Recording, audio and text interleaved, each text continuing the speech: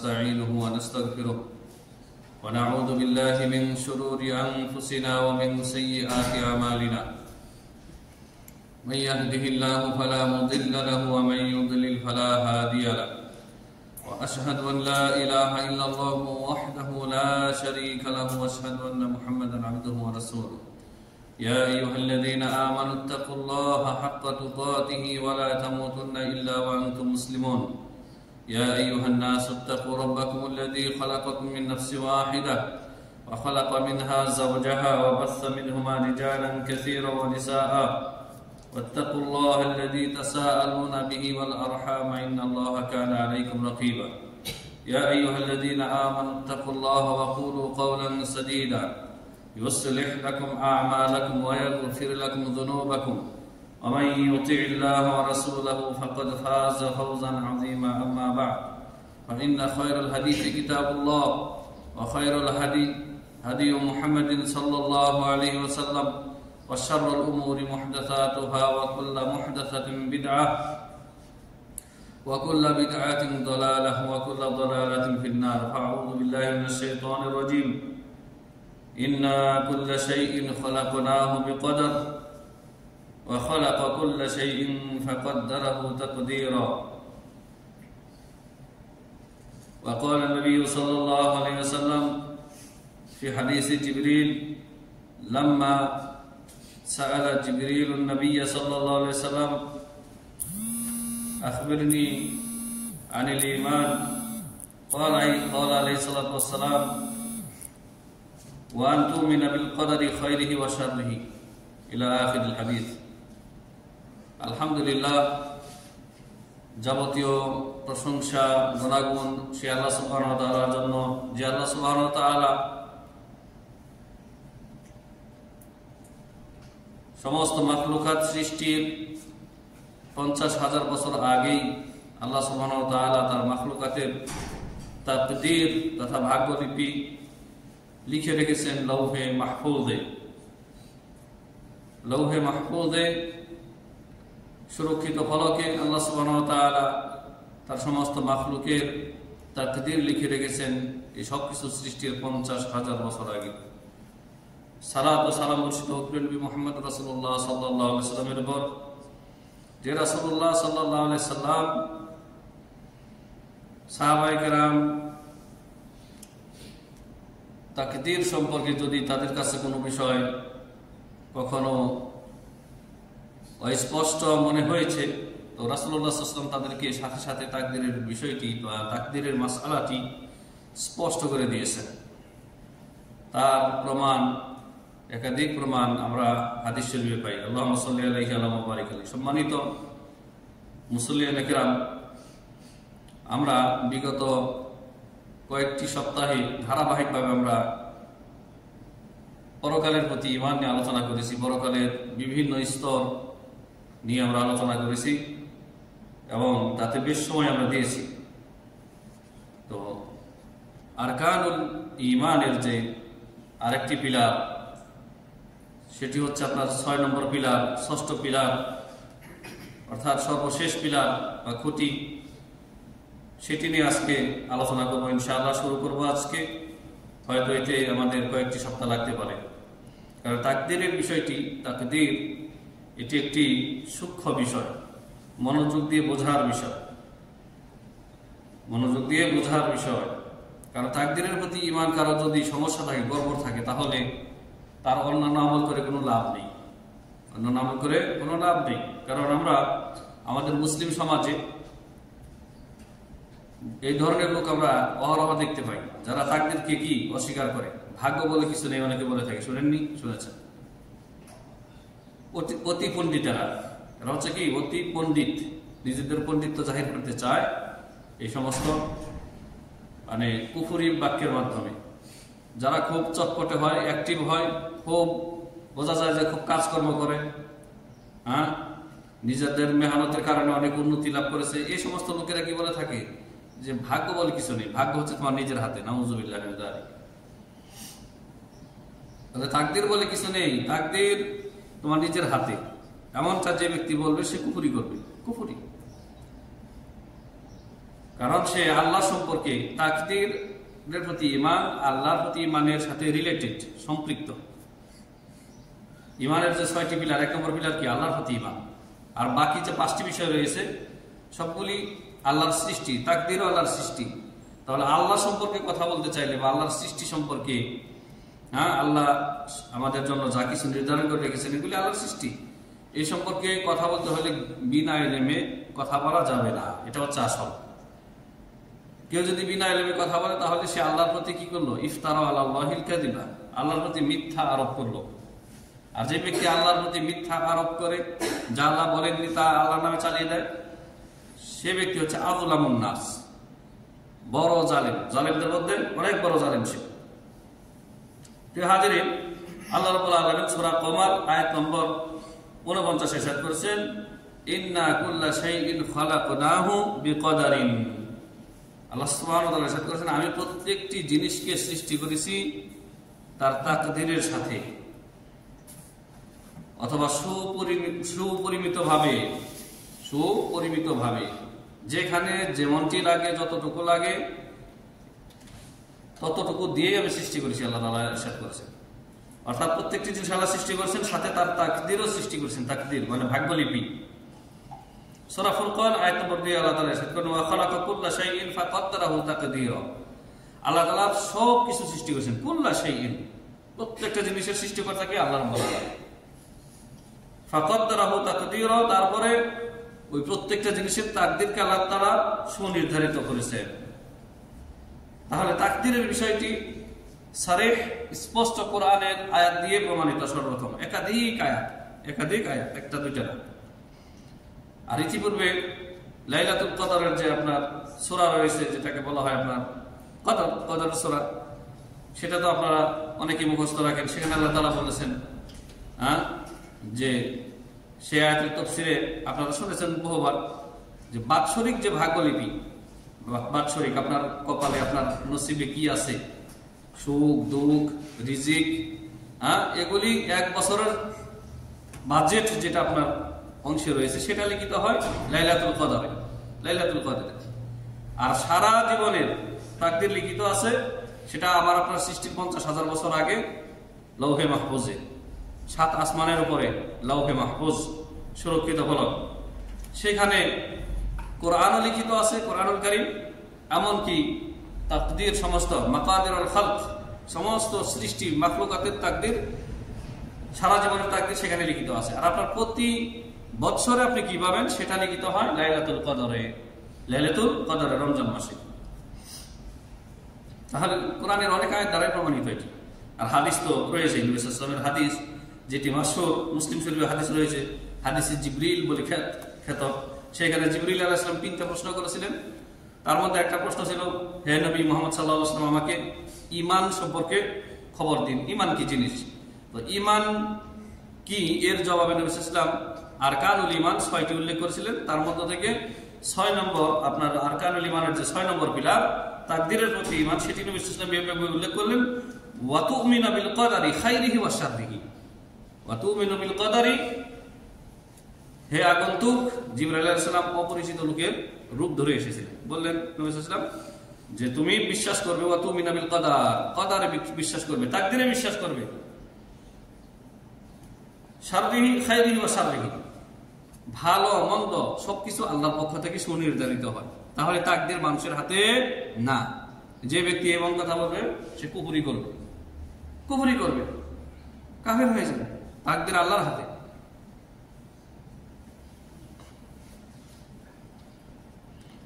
প্রিয় হাজিরিন, একটি হাদিস আপনাদেরকে আমি শোনাবো, যে তাকদীরের প্রতি ঈমান কেউ যদি বর্জন করে, আর সে যদি অনেক আমল করে, বহুত পাহাড় পরিমাণ আমল করে, আর এই আমল যে কোনো কাজে আসবে না, এই মর্মে একটি হাদিস আপনাদেরকে আমি পেশ করব। সেই হাদিস আবু দাউদে রয়েছে, ইবনে মাজাহতে রয়েছে হাদিসটি। একজন তাবেঈ, তার নাম হচ্ছে দাইলামি, সাহাবীদের পরের জমানার লোক বা সাহাবীদের সন্তান, তাদেরকে কি বলা হয়? তাবেঈ। এই দাইলামি বলেন যে আমি কাব ইবনে উবাইয়ের কাছে আসলাম। কাব ইবনে উবাই কে? সাহাবী, প্রখ্যাত সাহাবী।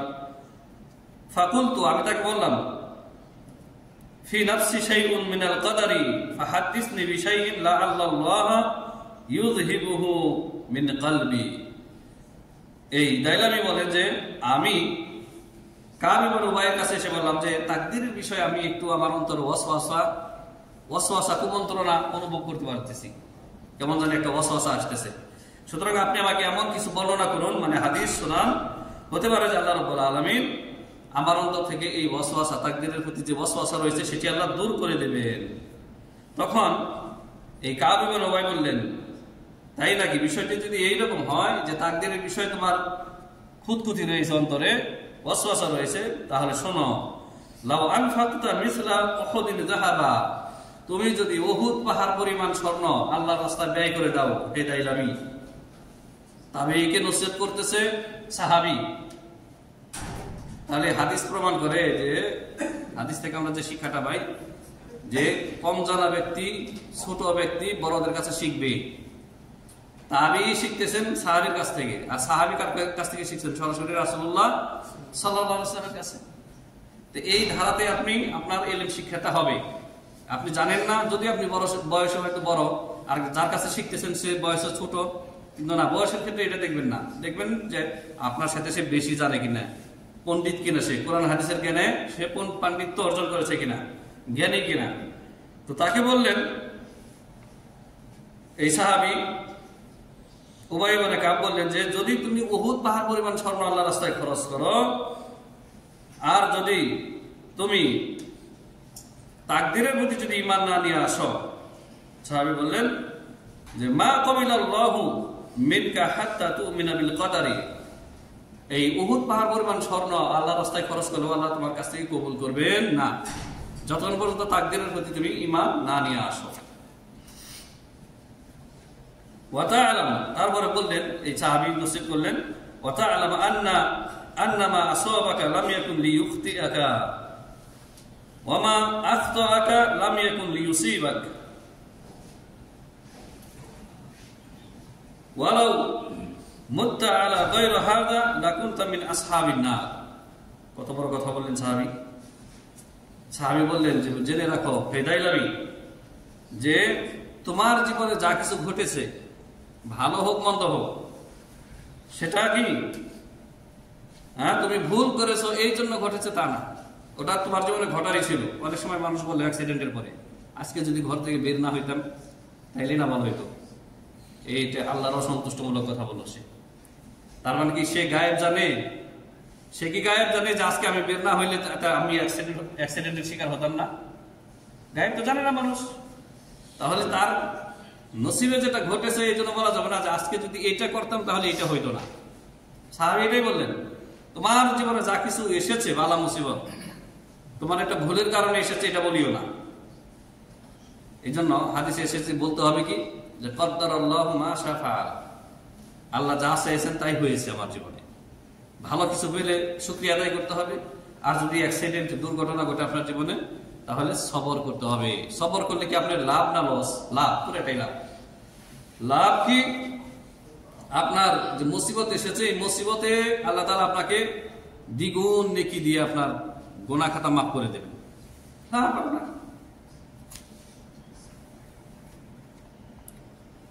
আর সাহাবী আরো বললেন যে আর যা কিছু তোমার আসেনি, তোমার জীবনে বালা মুসিবত আসেনি, সেটা ভুল করেছো এই জন্য আসেনি তা না।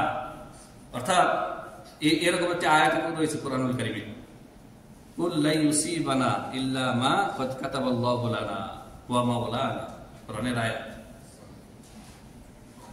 এটা সাহাবায়ে কেরাম যখন উহুদের যুদ্ধে, যখন ব্যাপকভাবে, সম্ভবত উহুদের যুদ্ধ হবে বা অন্য যুদ্ধ হতে পারে, ব্যাপকভাবে তখন সাহাবায়ে কেরাম কি হলেন?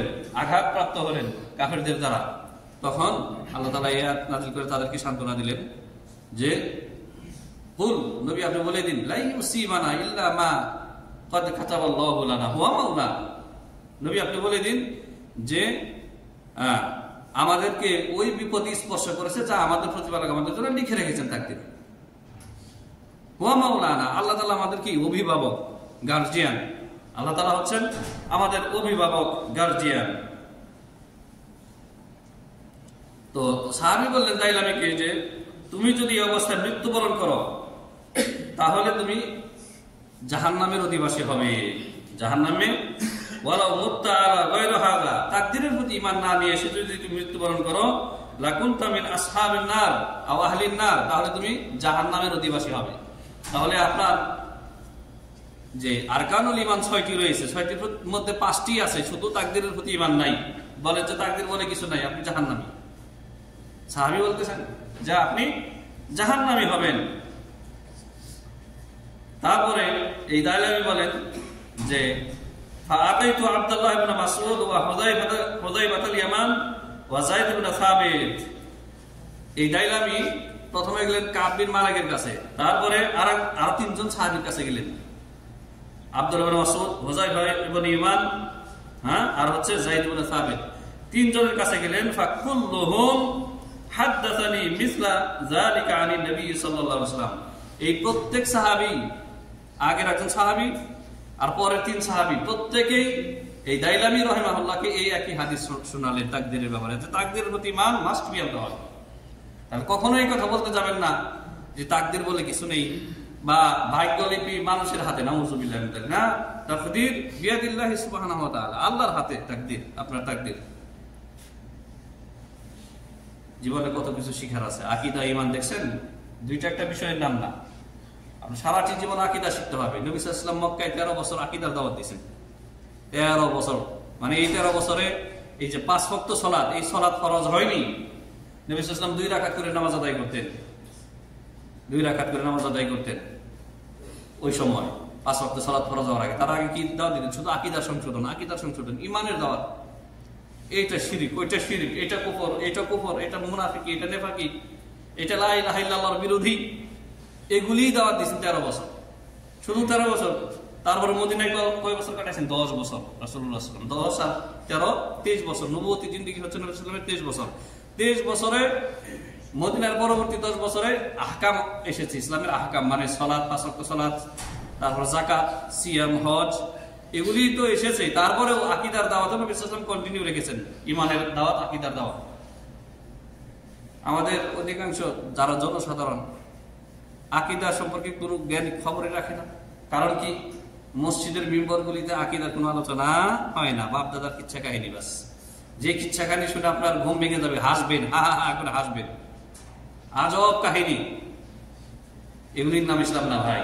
ইসলাম হচ্ছে ক্বাল আল্লাহ ক্বাল রাসূল। আল্লাহ বলেছেন, রাসূল বলেছেন, মানে আল্লাহ বলেছেন সেটা থাকবে কোরআনে, আর নবীজি বলেছেন সেটা থাকবে হাদিসে। এই দুইটার নাম হচ্ছে ইসলাম।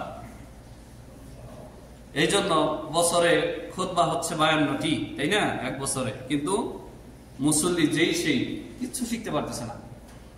আল্লাহর মুস্তাআন। আবার এর উপর আবার খুতবা জারি করে রেখেছে, মাতৃভাষায় খুতবা দেওয়া যাবে না। সামনে বসে আছে সব আমার নিজের ভাষাভাষী, আরবি ভাষায় নাকি খুতবা দিতে হবে। অনারব বাংলা, আরবের কি বুঝে বলেন তো? খুতবা। খুতবা মানে অ্যাড্রেস করা, সম্বোধন করা, ভাষণ দেওয়া, বয়ান করা। আর প্রত্যেক যুগে আল্লাহ তাআলা যে নবী রাসূল পাঠিয়েছেন স্বজাতির ভাষায় পাঠিয়েছেন। মুসা আলাইহিস সালামকে তাওরাত দিয়েছিলেন আল্লাহ তাআলা কোন ভাষায়? তাওরাত ছিল হিব্রু ভাষায়, হিব্রু, ইব্রানি, বর্তমানে যে ইহুদিদের ভাষা ইব্রানি, এই ইব্রানি ভাষা। এমনি ভাবে কোরআনুল কারীম যেহেতু আরবিতে এসেছে, কারণ আমাদের নবী মুহাম্মদ রাসূলুল্লাহ সাল্লাল্লাহু আলাইহি ওয়াসাল্লাম শুধু আরবদের রাসূল না, রাহমাতুল লিল আলামিন। কুল ইন্নী রাসূলুল্লাহি ইলাইকুম জামিআ, আল্লাহ তাআলা বলছেন, বলুন হে নবী, আমি তোমাদের সমস্ত মানব জাতির রাসূল, রাহমাতুল লিল আলামিন, সমস্ত বিশ্ববাসী, শুধু মানুষ জিন না, মানুষ জিন এবং সমস্ত মাখলুকাত, পশু প্রাণী, সবকিছুর জন্য আল্লাহ নবী মুহাম্মদ সাল্লাল্লাহু আলাইহি ওয়াসাল্লাম রহমত, দয়া স্বরূপ এসেছেন। তিনি হচ্ছেন ইন্টারন্যাশনাল রাসূল, ইন্টারন্যাশনাল মেসেঞ্জার।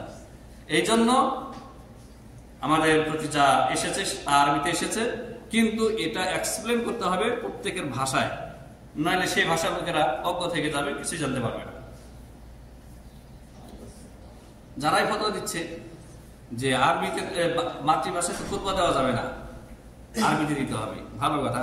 আবার ওয়াজ মাহফিলে ওয়াজ করা যাবে বাংলায়। নবী সাল্লাল্লাহু আলাইহি ওয়াসাল্লাম যিনি বাংলায় ওয়াজ করেছেন, এখন ওয়াজ মাহফিলে আবার বাংলায় কেন চাই যাবো? কারণ ওখানে একটু টাকা পয়সার ব্যাপার আছে, বুঝছেন? এই জন্য মাতৃভাষায় যেখানে খুতবা হয় সেই খুতবা শুনবেন।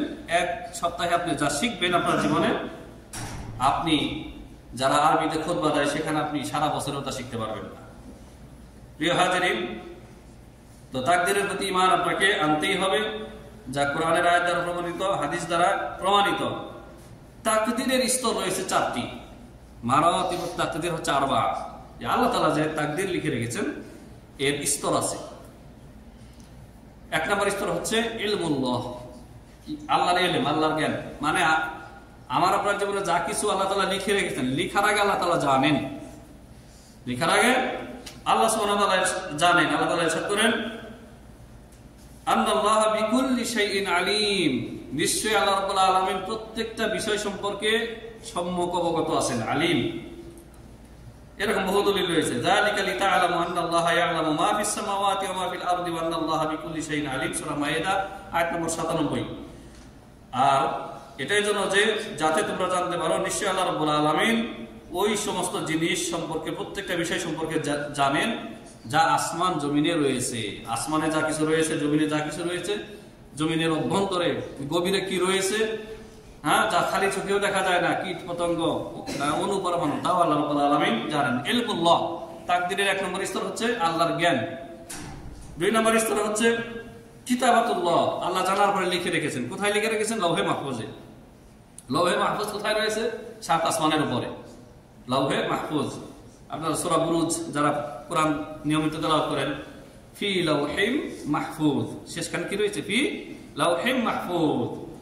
লৌহে মাহফুজ, লৌহন মানে ফলক, মানে সিলেট বোর্ড, আর মাহফুজ মানে সুরক্ষিত, সুরক্ষিত ফলকে লিখিত আছে। তো আল্লাহ তাআলা জানার পরে মাখলুকের তাকদীর লিখে রেখেছেন। 3 নম্বর স্তর হচ্ছে লিখে রেখেছেন, তার দলিল কি? তার দলিল হচ্ছে সূরা হজ আয়াত নম্বর 70। আলাম তাআলাম, নবী আপনি কি জানেন না, আন্নাল্লাহা ইয়া'লামু মা ফিস সামাওয়াতি ওয়াল আরদি ইন্না যালিকা ফি কিতাব, ইন্না যালিকা ফি কিতাব, ইন্না যালিকা আলাল্লাহি ইয়াসির। এই আয়াতে 2টি দলিল রয়েছে। আল্লাহ তাআলা বলেছেন, নবী আপনি কি জানেন না যে আসমান জমিনে যা কিছু রয়েছে সব আল্লাহ তাআলা জানেন, আল্লাহর জ্ঞানের বাইরে নয়। ইন্না যালিকা ফি কিতাব, আর সেটি লিখিত রয়েছে কিতাবে, মানে লৌহে মাহফুজে লিখিত আছে। ইন্না যালিকা আলাল্লাহি ইয়াসির, এটা আল্লাহর জন্য একেবারে সহজ, আল্লাহর কাছে কঠিন বলে কোনো কিছু নেই। রব্বুল আলামিন আরো ইরশাদ করেছেন সূরা হাদীদ আয়াত নম্বর 22, মা আসাবা মিন মুসিবাতিন ফিল আরদি ওয়ালা ফি আনফুসিকুম ইল্লা ফি কিতাবিন মিন ক্বাবলি আন নাবরাহা ইন্না যালিকা আলাল্লাহি ইয়াসির। সূরা হাদীদের 22 নম্বর আয়াতে আল্লাহ তাআলা ইরশাদ করেন, তোমাদের জীবনে, পৃথিবীতে, হে মানুষ, হে জিন, যা কিছু বালা মুসিবত আসুক না কেন তোমাদের জীবনে, হ্যাঁ, তোমাদের নিজেদের জীবনে, তা নিঃসন্দেহে লিখিত আছে তোমাদের সবকিছুর সৃষ্টির আগেই। এই জন্য এটা বলবেন না যে আমি যদি আজকে এইটা করতাম তাহলে আমার এই ক্ষতিটা হতো না। এটা যদি যদি যদি কুকুরটা বাড়িতে থাকতো চোর ঢুকতে পারতো না, যদি হাঁস মুরগিগুলি চেঁচামেচি না করতো চোরে সবকিছু নিয়ে যাইতো। আমাদের মুরব্বীদের মুখের ভুল ত্রুটি এগুলি না, এগুলি বলা যাবে না। যদি নবী সাল্লাল্লাহু আলাইহি ওয়াসাল্লাম বলছেন লাউ, আরবিতে লাউ হচ্ছে যদি। এই লাউ শব্দটা শয়তানের দরজা খুলে দেয়। তার মানে আপনার তাকদীরের প্রতি ঈমান কি হবে? নষ্ট হয়ে যাবে না। আপনার জীবনে যে মুসিবত লিখিত ছিল তা হয়ে গেছে, এখন আপনি সবর করবেন। হ্যাঁ, আপনাকে অবশ্যই সতর্কতা অবলম্বন করতে হবে। আপনি আল্লাহর উপরে ভরসা করবেন, মানে উট বেঁধে তারপরে আল্লাহর উপর তাওয়াক্কুল করতে হবে। উটের গলার যে রশি আছে সেটি ছেড়ে দিয়ে বলবেন যে আল্লাহর উপর তাওয়াক্কুল করলাম, চলবে না। আল্লাহ তাআলা তাকদীর লিখে রেখেছেন সাবাবের সাথে। সাবাব মানে উপায়, উপকরণ, উপায়, উপকরণ। আপনার জন্য জান্নাত আল্লাহ তাআলা লিখে রেখেছেন, জান্নাত মুমিনদের জন্য, মুত্তাকিদের জন্য, মা আল আমাল, আমলের সাথে। মানে আপনি মসজিদে এসে সালাত আদায় করবেন, এই যে সালাত, এই যে আমল আল্লাহর জন্য, এটি হচ্ছে সাবাব। এই সাবাবের সাথে আল্লাহ তাকদীর লিখে রেখেছেন। এ সম্পর্কে আরো আলোচনা হবে, আজকে পুরোটা করবো না বা করা সম্ভব না, শুধু স্তরটি বলে শেষ করব। তো আল্লাহ তাআলা প্রথমে জানেন ইলমুল্লাহ। 2 নাম্বার হচ্ছে তাকদীরের স্তর কিতাবাতুল্লাহ, আল্লাহ লিখে রেখেছেন। 3 নাম্বার স্তর হচ্ছে মাশিআতুল্লাহি আশ-শামিলা, আল্লাহ তাআলার ব্যাপক চাওয়া, মাশিআ বা ইরাদাতুল্লাহ, রব্বুল আলামিন ইরশাদ করেছেন এই সম্পর্কে, ওয়ামা তাশাউনা ইল্লা আইয়াশা আল্লাহু রাব্বুল আলামিন। এটি হচ্ছে সূরা ইনসানের আয়াত, যেখানে আল্লাহ তাআলা বলেছেন ওয়ামা তাশাউনা ইল্লা আইয়াশা আল্লাহ। তোমরা চাইলেই হয়ে যায় না কোনো জিনিস। আমরা তো কত কিছুই চাই, চেষ্টা করে ফেইলিওর হই, তাই না? তার মানে তখন বুঝে নেবেন যে আল্লাহর ইচ্ছা এটি ছিল না। প্রতিটা ক্ষেত্রে আপনার জীবনে প্রতি কদমে কদমে যখন চলবেন, এইভাবে তাকদীরকে বুঝবেন, আল্লাহর ইচ্ছাকে। আল্লাহর যে মাশিয়াত রয়েছে, আপনার মাশিয়াত মানে আপনার ইরাদা, ইরাদা মানে চাওয়া, ইচ্ছা, আপনার ইরাদার উপরে যে আল্লাহর ইরাদা আছে, এটা আপনি টের পাবেন। যে একটা বিষয় খুব চেষ্টা করলেন, শরীরের ঘাম ফেললেন, ক্লান্ত হয়ে গেলেন, হাত পা দিয়ে খুব নাড়াচাড়া করলেন, সেই বিষয়টি অর্জন হলো না, লাভ হলো না, পেলেন না, হাতের থেকে ছুটে গেল। তার মানে আপনি ইচ্ছা করেছেন, চেষ্টা করেছেন, কিন্তু আল্লাহ চাননি আপনার জন্য। কেন চাননি? এটা গায়েব, এটা কি অদৃশ্য গায়েব, এটা আপনার জন্য কল্যাণ করছিল না, এই জন্য এটা আপনার জন্য কল্যাণ করছিল না। আচ্ছা, আপনাদের জীবনে এরকম খুব কমই ঘটেছে ফ্লাইট মিস হওয়া, কিন্তু হয়, একেবারে যে হয় না তা না, হয়, দু একজনের হয়, তাই না? হাজারের 2-4 জনের হয়। এরকম ঘটনা একেবারে বাস্তব ঘটনা ঘটেছে। বর্তমানে যে সাফওয়াই এয়ারপোর্ট একটা ছিল না তখন, দাহারানে, আপনারা জানেন এয়ারবেস যেখানে এখানে বিমান নামতো, যারা পুরাতন আছেন তারা এটা জানেন। এখানে একজন ডাক্তার ছিলেন, বাংলাদেশি বড় ডাক্তার, তার ফ্যামিলি পাঠিয়েছিলেন ছুটিতে। তো আসার পথে যে বিমানটা, ওনার তো জানা আছে, টিকিটের মধ্যে লেখা থাকে, বিমানের ফ্লাইট নাম্বার সবকিছু তো লেখা থাকে, তার কাছে তো আছে। কিন্তু হঠাৎ করে রেডিওতে খবর শুনলেন যে দাহারানের যে ফ্লাইটটি ক্রাশ করেছে মাঝপথে, ইন্ডিয়ার ওই সাইডে ক্রাশ করেছে। তো তিনি বড় একটা ধাক্কা খেলেন, তার স্ত্রী ছিল, তার মেয়ে ছিল, সবাই মারা গেছে। আচ্ছা, এই উদাহরণটা না, আরেকটা উদাহরণ দেন, এ তো তার জীবনে দুঃখ, তাই না? আরেকটা উদাহরণ, বাস্তব উদাহরণ। অথবা এই ফ্লাইটই ধরেন, যার মিস হয়ে গেছে, ফ্লাইটটা ক্রাশ হওয়ার আগে একজনের ফ্লাইট মিস হয়ে গেছে, সে কত আফসোস করলো, আরে আমার এতগুলি টাকা গেল, আমার ফ্লাইটটা মিস হয়ে গেল, ভিসাটা ক্যান্সেল হয়ে গেল, বা ভিসা যদি মেয়াদ থাকেও অথবা না থাকে মিস হয়ে গেল। তারপরে সে শুনতে পেল যে ফ্লাইটটি সফল হয়নি, সফলভাবে নামতে পারেনি, ক্রাশ হয়ে গেছে। বলুন তো, যে ব্যক্তির ফ্লাইটটা মিস হয়ে গেছে সে কত বড় খুশি হবে? খুশিতে সে চিৎকার করে মানে আল্লাহর কাছে শুকরিয়া আদায় করবে, বলে আল্লাহ, আমি আজকে যদি থাকতাম এই ফ্লাইটে, তো বাকিদের যে পরিণতি হয়েছে, মারা গেছে ক্রাশে, আমি মারা যেতাম। তাহলে আপনার জীবনে আপনি যা কিছু হারিয়েছেন, মানে আসেনি, ওটা আপনার জন্য কল্যাণকর ছিল না। আল্লাহ আপনাকে ভালোবাসেন, আল্লাহ আপনার খায়ের চান, আল্লাহ তার মুমিন বান্দাদের ভালোবাসেন, তার সাহায্যে রত আছেন। আপনার মা যত বেশি ভালোবাসে, আপনাকে মহব্বত করে, তার চাইতে 99 গুণ বেশি ভালোবাসে আপনার প্রতিপালক, যিনি আপনাকে সৃষ্টি করেছেন। সো আপনার জীবনে কোনো কিছু যদি হারান, না পান, আফসোস করবেন না, বরং আল্লাহর কাছে ইহতিসাব করবেন, নেকি কামনা করবেন যে আল্লাহ, তুমি গায়েব জানো, আমি গায়েব জানি না, হতে পারে যে এটা আমার জন্য কল্যাণকর ছিল না। আর আল্লাহ এইটাই বলেছেন যে আসা আন তুহিব্বু শাইআন ফাহুয়া শাররুল লাকুম। সম্ভবত কোনো ক্ষেত্রে তোমরা এমন কিছু ভালোবাসো যেটা আমার হোক, কিন্তু ফাহুয়া শাররুল লাকুম, সেটা তোমাদের জন্য কল্যাণকর না, ক্ষতিকর, খাসারাত। ওয়া আসা আন তুকরিহু শাইআন ফাহুয়া খায়রুল লাকুম। আবার কোনো ক্ষেত্রে এমন কিছু জিনিস আপনার জীবনে আসলো যেটা আপনার ভালো লাগছে না, এটা আমার চাই না, আল্লাহ তাআলা বলেছেন ফাহুয়া খায়রুল লাকুম, এতে তোমার জন্য কল্যাণকর আছে, কল্যাণ আছে, খায়ের আছে, ভালো আছে। কারণ কি?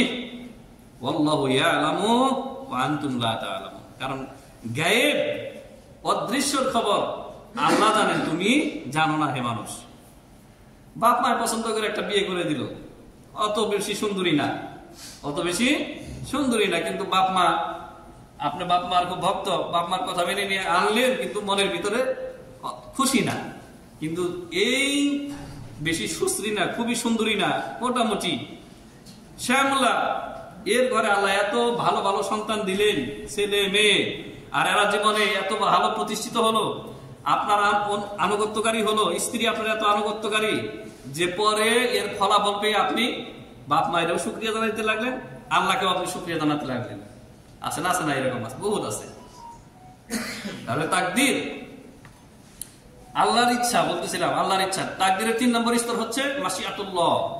আপনার ইচ্ছার উপর আল্লাহর ইচ্ছা আছে, আপনার ইরাদার উপরে আল্লাহর ইচ্ছা।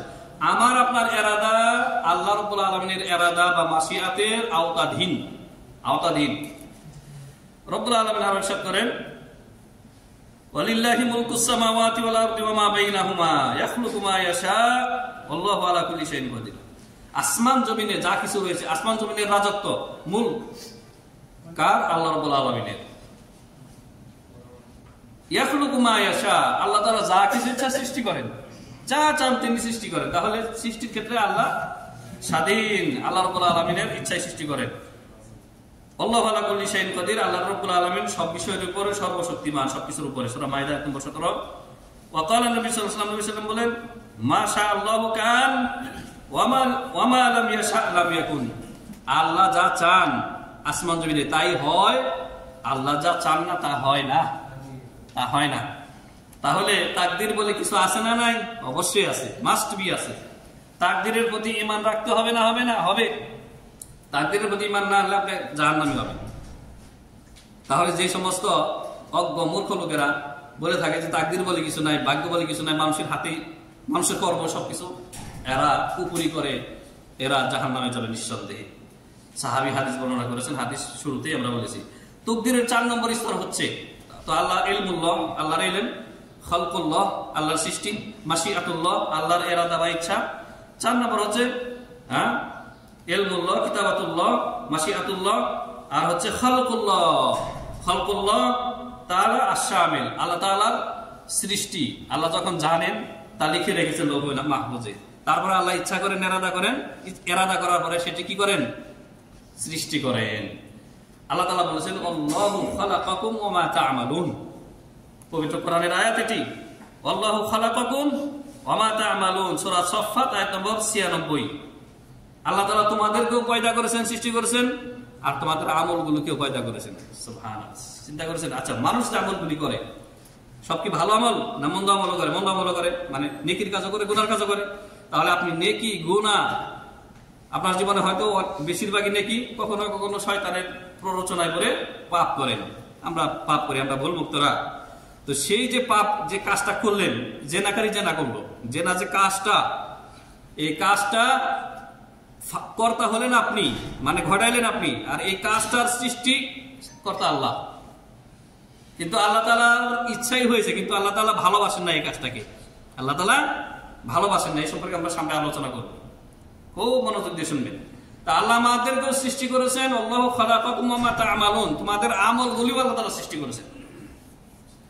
আল্লাহ তাআলা সবকিছু সৃষ্টিকর্তা। আল্লাহু খালিকু কুল্লি শাই, সূরা রাদ আয়াত নম্বর 16 আল্লাহ বলেছেন, আল্লাহ প্রত্যেকটি কুল্লি শাই, প্রত্যেকটি জিনিসের সৃষ্টিকর্তা আল্লাহ সুবহানাহু ওয়া তাআলা। তাহলে এই কওনে, এই আলাম, এই মহাবিশ্বে মাখলুক আর খালিক, মাখলুক আর হচ্ছে খালিক। খালিক যিনি, তিনি হচ্ছেন রব, তিনি হচ্ছেন মাবুদ, আর বাকি সবাই হচ্ছে মাখলুক। মাখলুক তাহলে আপনার ইবাদত পাবে না, মাখলুক আপনার সেজদা পাবে না।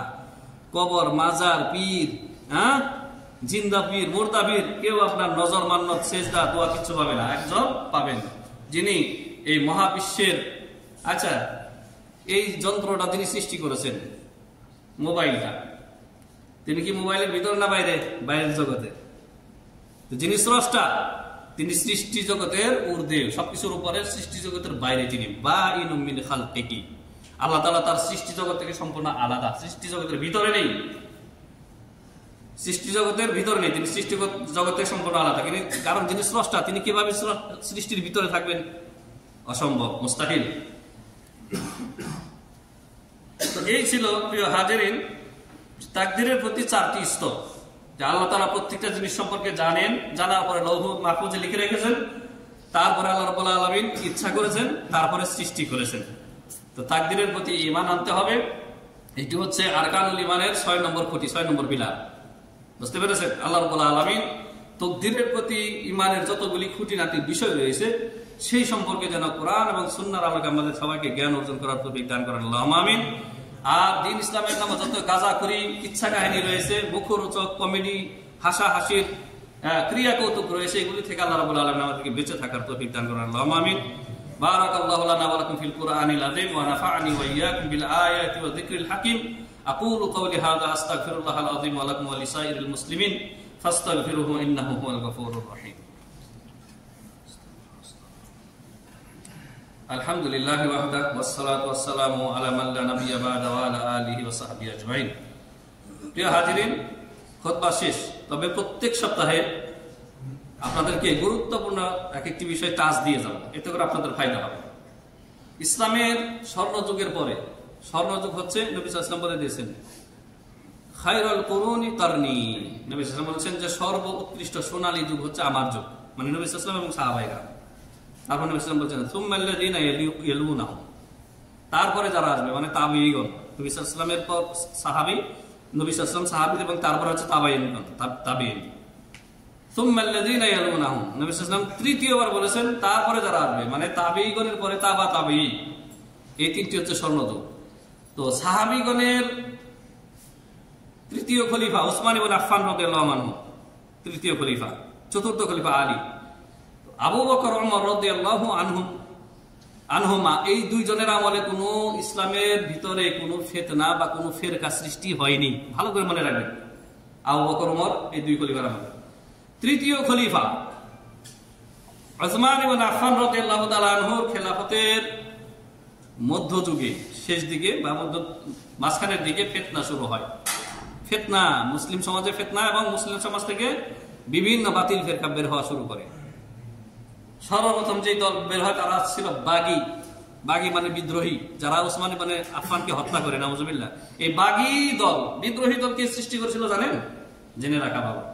ইহুদি ইবনু সাউদা, আব্দুল্লাহ ইবনে সাবা আল ইয়াহুদি, ইয়ামানের একজন কৃষ্ণাঙ্গ মায়ের সন্তান, কুসন্তান, তার নাম সে রাখা আব্দুল্লাহ, তার বাবার নাম হচ্ছে সাবা, আব্দুল্লাহ বিন সাবা। এই ইহুদি দেখলো যে এখন তো তৃতীয় খলিফার আমলে ইসলাম বিজয় হয়ে বহু দেশ জয় করে ফেলেছে, এখন তো আর মুসলিমদের সামনে সরাসরি তরবারি নিয়ে যুদ্ধ করে পারা যাবে না। এখন ইসলামের ক্ষতি করতে হলে কি করতে হবে? এই মুনাফিক ওসমান রাদিয়াল্লাহু তাআলা আনহু থেকে ইসলাম গ্রহণ করলো বাহ্যিক ভাবে, আর ভিতরে ভিতরে মুসলিমদের মধ্যে মদিনায় চেষ্টা করলো। মদিনায় সাহাবায়ে কেরাম ছিলেন যথেষ্ট, তারা লাথি মেরে এখান থেকে ভাগিয়ে দিল। গেল কোথায়? মিশরে, ইরাকে, শাম দেশে, এই কয়েকটা দেশে গিয়ে খলিফা, তৃতীয় খলিফাতুর রাশিদ ওসমান ইবনে আফফান রাদিয়াল্লাহু তাআলা আনহুর বিরুদ্ধে মানুষকে উত্তেজিত করা শুরু করলো যে ওসমান তো স্বজনপ্রীতি করতেছে, এই করতেছে, সেই করতেছে। আর সর্বযুগে কিছু জাহেল মূর্খ লোক থাকে না? সব যুগেই থাকে, মানে শুধু চিল্লাপাল্লা করতে পারে, আর এরা হই হই হই হই করতে পারে। এই মিছিল করে নেওয়ালা, কে ভালো কে মন্দ, কে দোষী নির্দোষী, এদের দেখার টাইম নেই। এদেরকে যারা টাকা দিয়ে লাগিয়েছে বাস, এদের হয়ে মিছিল করো, ভাঙচুর করো, আগুন লাগাও। এই শ্রেণীর লোক তখনও ছিল, আওয়াম, জনসাধারণ। এদেরকে নিয়ে এসে আব্দুল্লাহ ইবনে সাবা মদিনা ঘেরাও করে। তখন আলী ইবনে আবু তালেব রাদিয়াল্লাহু আনহু হজে ছিলেন, মদিনা ঘেরাও করার তিনি ছিলেন মক্কায়, আর অন্যান্য সাহাবীরাও ছিলেন। কিন্তু ওসমান রাদিয়াল্লাহু তাআলা আনহুর নসিবে শাহাদাত লেখা ছিল। তো এই যে বিদ্রোহীদেরকে নিয়ে এসেছিল আব্দুল্লাহ ইবনে সাবা, ইহুদি, এই মুনাফিক, এদের দিয়ে তৃতীয় খলিফাকে হত্যা করে। কত বড় জঘন্য, কত বড় ঘৃণ্য কর্মকাণ্ড তারা করে। নবী সাল্লাল্লাহু আলাইহি ওয়াসাল্লামের একটা হাদিস রয়েছে যে ফিতনা যখন এই উম্মতের উপর শুরু হবে ওসমান রাদিয়াল্লাহু তাআলা আনহুর হত্যার মাধ্যমে, এই দরবারে কিয়ামত পর্যন্ত আর মুসলিমদের উপর কেউ উঠবে না। আর তাই হয়েছে। আর এই আব্দুল্লাহ ইবনে সাবা, এই ইহুদি, এই হচ্ছে বর্তমান যে শিয়া রাফেজিদের যে মাযহাব দেখতেছেন, শিয়া মতবাদ, এই শিয়াদের মুআসসিস হচ্ছে এই আব্দুল্লাহ ইবনে সাবা আল ইয়াহুদি। আর এটা আমার মুখের কথা না। এক সময় আপনার শিয়াদের যে কিতাব আছে, শিয়াদের বড় বড় যে ইমাম আছে, তাদের মানে তাদের যেগুলি আলেম ওলামা, তাদের আলেমদের কিতাব, যেমন কুম্মি, তারপরে আপনার মাজলিসি, তাদের যে কিতাব রয়েছে, সেই কিতাবে তারা স্বীকার করে নিয়েছে যে সর্বপ্রথম এই শিয়া মতবাদের উৎপত্তি বা আবিষ্কারক হচ্ছে আব্দুল্লাহ ইবনে সাবা আল ইয়াহুদি। তো এই বাতিল ফিরকা সম্পর্কে আমাদেরকে জানতে হবে। তাকদীরকে যারা অস্বীকার করে, ওই কথাগুলি কেন বললাম, এই কথা বলে শেষ দিচ্ছি। তাকদীরকে যারা অস্বীকার করে এদেরকে বলা হয় কাদারিয়া, ফিরকাতুল কাদারিয়া। তারা বলে তাকদীর বলে কিছু নাই। এটা সাহাবায়ে কেরামের শেষ যুগে আবির্ভাব হয় এই বাতিল ফিরকা। এখন বর্তমান যুগে আগের যুগের যত বাতিল ফিরকা ছিল, কাদারিয়া, জাবারিয়া, মুরজিয়া, সবগুলি এখন আছে, কিন্তু বেনামে আছে, বেনামে, সাইনবোর্ড ছাড়া। বলে না যে আমি কাদারি, কিন্তু তাকদীর অস্বীকার করতেছে। আমাদের সমাজে আছে না এরকম মানুষ? আছে। যেমন একটু আগে বললাম, কিন্তু একে বলেন আপনি কি তাহলে কাদারি ফেরকা? ও বলবে না আমি কাদারি ফেরকা, আমাকে আমি মুসলিম, কিন্তু ওই একই কাজ করতেছে সাইনবোর্ড ছাড়া। আল্লাহ রাব্বুল আলামিন এই জন্য আমাদের জন্য ইলম শিক্ষা ফরজ। কোরআন হাদিসের ওহী ভিত্তিক ইলম শিখবেন, বাতিলদেরকে চিনতে পারবেন। হ্যাঁ, আপনার কাছে কোষ্টি পাথর থাকলে আপনি স্বর্ণ যাচাই করতে পারবেন। অনুরূপ ভাবে ওহীর জ্ঞান যদি থাকে, কোরআন সুন্নাহর জ্ঞান, তাহলে কে বাতিল কে হক এটা আপনার নজরে ধরা পড়বে। যারা এই আল খাল্লাদারি হুজুর এই কথা বলতেছে, হাদিসে আমরা উল্টা পাইতেছি, কোনটা মানবেন? হাদিসের কথা মানবেন। আর হাদিস বিরোধী কথা এই যে মৌলবী বলতেছে, এটা মাশাআল্লাহ।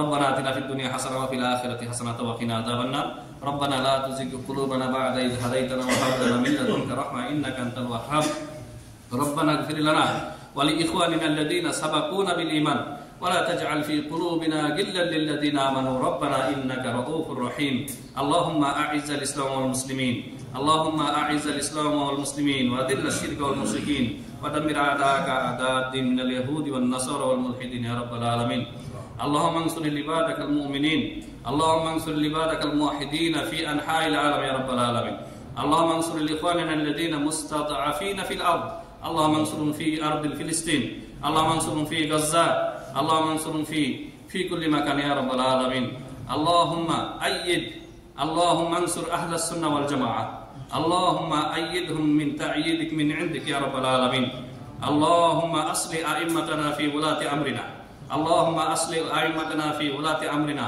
اللهم أصلح أئمتنا في ولاة أمرنا يا رب العالمين اللهم ارزقهم بطانة صالحة التي تدلهم على الخير وتعينهم على يا أكرم الأكرمين إن الله وملائكته يصلون على النبي يا أيها الذين آمنوا صلوا عليه وسلموا تسليما اللهم صل على محمد وعلى آل محمد كما صليت على إبراهيم وعلى آل إبراهيم إنك حميد مجيد اللهم بارك على محمد وعلى آل محمد كما باركت على إبراهيم وعلى آل إبراهيم إنك حميد مجيد عباد الله رحمكم الله إن الله يأمركم بالعدل والإحسان وإيتاء ذي القربى وينهى عن الفحشاء والمنكر والبغي يعظكم لعلكم تذكرون فاذكروا الله يذكركم واشكروا على نعمه يزدكم ولذكر الله أكبر والله يعلم ما تصنعون